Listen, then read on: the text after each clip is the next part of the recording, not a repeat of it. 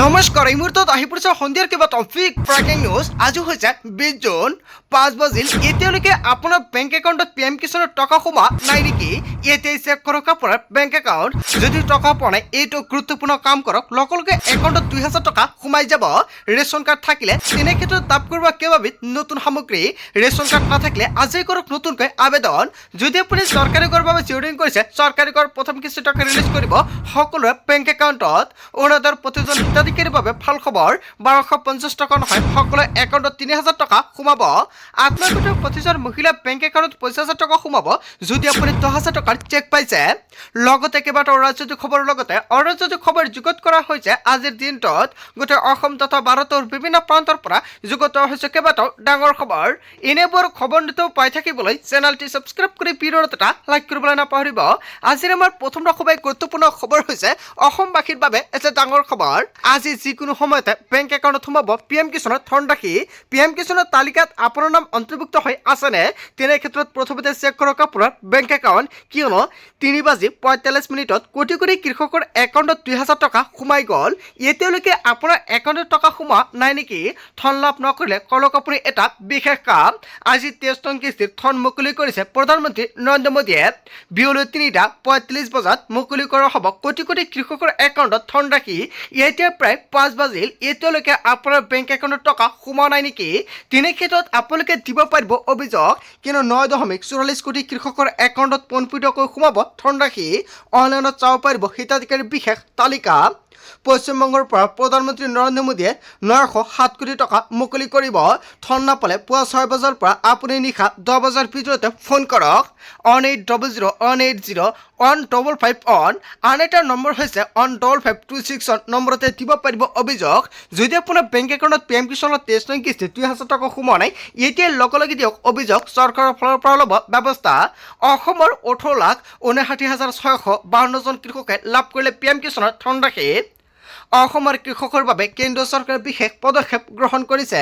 ইতিমধ্যে ৰাজ্যৰ প্ৰতিখন জিলাৰে দীঘলীয়া তালিকা সাজু হৈছে প্ৰথমতে তালিকাত চাই লওক আপোনাৰ নাম অন্তৰ্ভুক্ত হৈ আছে নেকি তালিকাত নাম থকা সত্ত্বেও আপোনাৰ একাউণ্টত টকা আপুনি পোৱা নাই নেকি তেনে ক্ষেত্ৰত লগে দিয়ক অভিযোগ টোল ফ্ৰী নম্বৰত কল কৰক আৰু আপুনি অভিযোগ দিয়ক 5 মিনিটৰ ভিতৰতে আপোনালোকৰ বেংক একাউণ্টত পুনঃ 2000 টকা সোমাই যাব যদি আপুনি ইকেৱাইচি লেণ্ড শেয়াৰিং আধাৰ কাৰ্ডৰ লগত বেংক একাউণ্ট কৰি ৰাখিছে তেনে ক্ষেত্ৰত আপোনাৰ বাবে ভাল খবৰ আজিৰ ভিডিঅ'ত যিমান পৰা সকলোকে শ্বেয়াৰ কৰিব তাৰ পিছত অসমবাসী ৰাজুক জনসমাৰ পৰৱৰ্তী খুবেই গুৰুত্বপূৰ্ণ খবৰ লগতে এটা ডাঙৰ খবৰ ৰেচন কাৰ্ডক লৈ আহি পৰিছে ডাঙৰ খবৰ ৰেচন কাৰ্ড থাকিলে লাভ কৰিব নতুন সুবিধা নতুনকৈ ৰেচন কাৰ্ড পাবলৈ শীঘ্ৰ কৰক আবেদন 1 আগষ্টৰ পৰা ৰেচনৰ হিতাধিকাৰীয়ে পাব দালি চেনি আৰু নিমখ লাখ লাখ ৰেচন কাৰ্ডৰ হিতাধিকাৰীলৈ আহি গৈছে ভাল খবৰ ৰেচনৰ সামগ্ৰীক লৈ হিতাধিকাৰী চিন্তা কৰিব নালাগে হয় আগৰ দৰে লাভ কৰিব সকলো ৰেচনৰ সামগ্ৰী জুলাইত হ'ব নতুন বাজেট অসমৰ মুখ্যমন্ত্ৰী ডক্টৰ হিমন্ত বিশ্ব শৰ্মাই জুলাই মাহত নতুন বাজেট ঘোষণা কৰা হ'ব আৰু বাজেটত শীঘ্ৰে ঘোষণা কৰা হ'ব ৰেচন কাৰ্ড থাকিলে কি সামগ্ৰী বিতৰণ কৰা হ'ব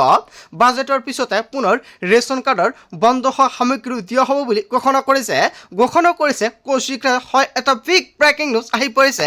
আপোনাৰ ৰেচন কাৰ্ড আছে নেকি তেনে ক্ষেত্ৰত এইকেইবিধ সামগ্ৰী নতুনকৈ লাভ কৰিব চেনি দালি নিমখ লগতে লাভ কৰিব মিঠাতেল 1 আগষ্টৰ পৰা আৰু যিসকলে ৰেচন কাৰ্ড নাই অতি শীঘ্ৰে কৰক আবেদন কেনেকৈ আবেদন কৰিব কি নথি পত্ৰ লাগিব যদি আপোনালোকৰ ভিডিঅ' লাগে এতিয়াতো কমেণ্ট কৰক নেক্সট ভিডিঅ'ত সম্পূৰ্ণকৈ ষ্টেপ বাই ষ্টেপ দেখুৱাই দিম তাৰপিছত অসমবাসী ৰাজুক জনসমাৰ পৰৱৰ্তী খুবেই গুৰুত্বপূৰ্ণ খবৰ লগতে এটা ডাঙৰ খবৰ যুদ্ধকালীন পৰিস্থিতিৰ বাবে কিছু প্ৰভাৱ পৰিছে আৰু শীঘ্ৰে মূল্যবৃদ্ধি ৰোধ কৰা হ'ব হয় এটা ডাঙৰ খবৰ আহি পৰিছে মূল্যবৃদ্ধিক লৈ অসমৰ মুখ্যমন্ত্ৰী ডক্টৰ হিমন্ত বিশ্ব শৰ্মাই কৰিছে ডাঙৰ ঘোষণা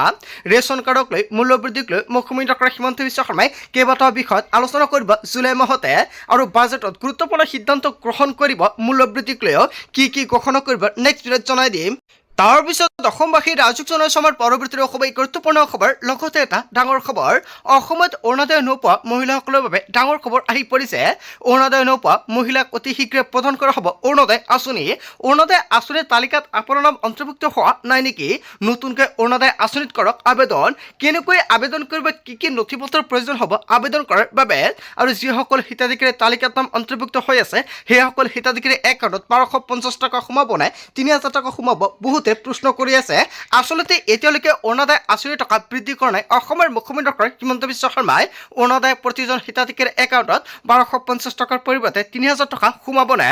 অৰুণোদয়ৰ সভাতে মুখ্যমন্ত্ৰী ডক্টৰ হিমন্ত বিশ্ব শৰ্মাৰ বৃহৎ ঘোষণা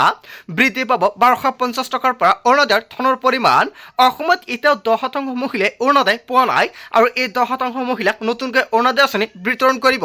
লগতে 1250 টকাৰ পৰা অৰুণোদয় আঁচনিৰ টকা বৃদ্ধি পাব কিন্তু কিমান টকা বৃদ্ধি পাব আৰু কেতিয়া বৃদ্ধি পাব এতিয়ালৈকে ঘোষণা কৰা নাই সেইসকল মহিলাক অহাবাৰ অৰুণোদয় আঁচনি দিয়া হ'ব বুলি ঘোষণা কৰিছে 1250 টকাৰ পৰা ধন কিমান শতাংশ বৃদ্ধি পাব সেয়া মিটিঙত জনাব মুখ্যমন্ত্ৰী ডক্টৰ হিমন্ত বিশ্ব শৰ্মাই অসমত অৰুণোদয় নোপোৱা কোনো মহিলা নাথাকিব সকলোকে অৰুণোদয় আঁচনি সুবিধা দিয়া হ'ব বুলি ঘোষণা কৰিছে তাৰ পিছত অসমবাসী ৰাজকজনৰ সমৰ পৰৱৰ্তী খুবেই গুৰুত্বপূৰ্ণ খবৰ লগতে এটা ডাঙৰ খবৰ দেশৰ ৰাজধানীত আজি হ'ব হুলস্থুলীয়া পৰিৱেশ হয় এটা ডাঙৰ খবৰ আহি পৰিছে কাঁহী বাতি বজাই আজি হ'ব ভয়ংকৰ প্ৰতিবাদ পুনৰ দেশ হ'বলৈ সাজু হৈছে কক্ৰচ জনতা পাৰ্টীয়ে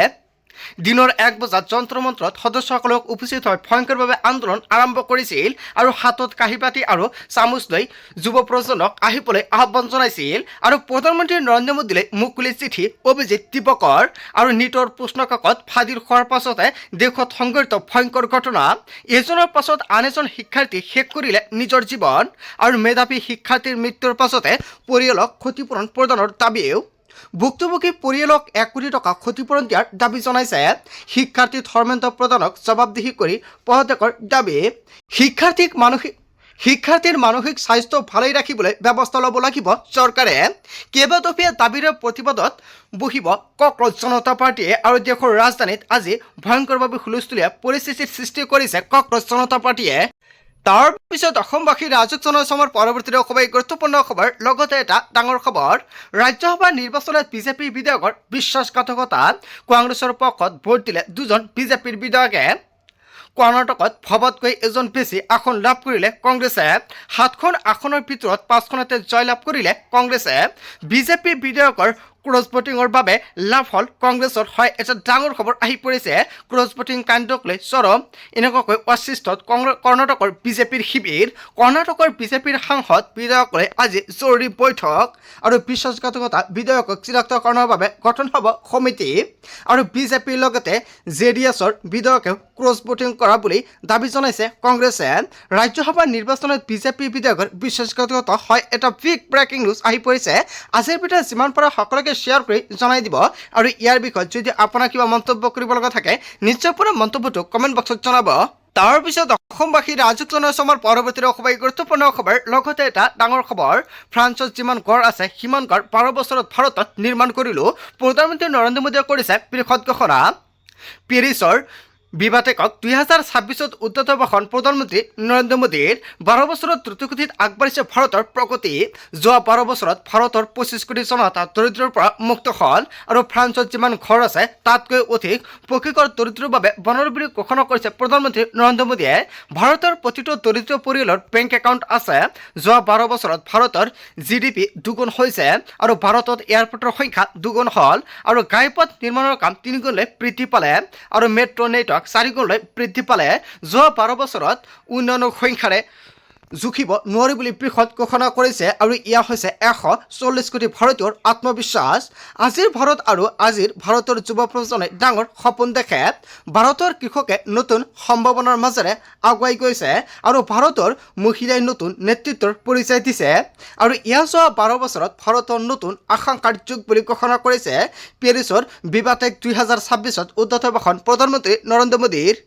তাৰ পিছত অসমবাসী ৰাজকজনৰ সমৰ পৰৱৰ্তী খুবেই গুৰুত্বপূৰ্ণ খবৰ লগতে এটা ডাঙৰ খবৰ ইউনিফৰ্ম পিন্ধাই বিদ্যালয়লৈ নপঠিলেও হ'ব শিক্ষাৰ্থীক হয় আন এটা ডাঙৰ খবৰ আহি পৰিছে আজিৰ পৰা বাধ্যতামূলক নহয় শিক্ষাৰ্থীৰ ইউনিফৰ্ম আৰু ব্যক্তিগত বিদ্যালয়ৰ ক্ষেত্ৰত প্ৰযোজ্য হ'ব বিশেষ নিৰ্দেশনা উৎকট গৰমৰ প্ৰতি লক্ষ্য ৰাখি ছাত্ৰ ছাত্ৰীলৈ বৃহৎ সকাহ ইউনিফৰ্ম নিপিন্ধালেও কোনো শিক্ষাৰ্থীক কৰিব নোৱাৰিব হাৰাশাস্তি ছেপ্টেম্বৰ মাহ পৰ্যন্ত প্ৰযোজ্য হ'ব এই নীতি বতৰৰ ওপৰত লক্ষ্য ৰাখি প্ৰধান শিক্ষকে ল'ব পাৰিব সিদ্ধান্ত বিদ্যালয়ে শিক্ষাৰ্থীক যোগান ধৰিব লাগিব বিশুদ্ধ খোৱা পানী কামৰূপ জিলা শিক্ষা বিভাগৰ বিশেষ নিৰ্দেশনা ইউনিফৰ্ম পিন্ধাই বিদ্যালয়লৈ নপঠিলেও হ'ব শিক্ষাৰ্থীক আজিৰ মূল ভিডিঅ'খনত আপোনালোকক এইখিনি সৰু এটা ইনফৰমেশ্যন দিবলগীয়া আছিলে ভিডিঅ'টি ভাল লাগিলে লাইক কমেণ্ট শ্বেয়াৰ কৰিব চ' থেংক ইউ ফৰ ৱাচিং ফুল ভিডিঅ'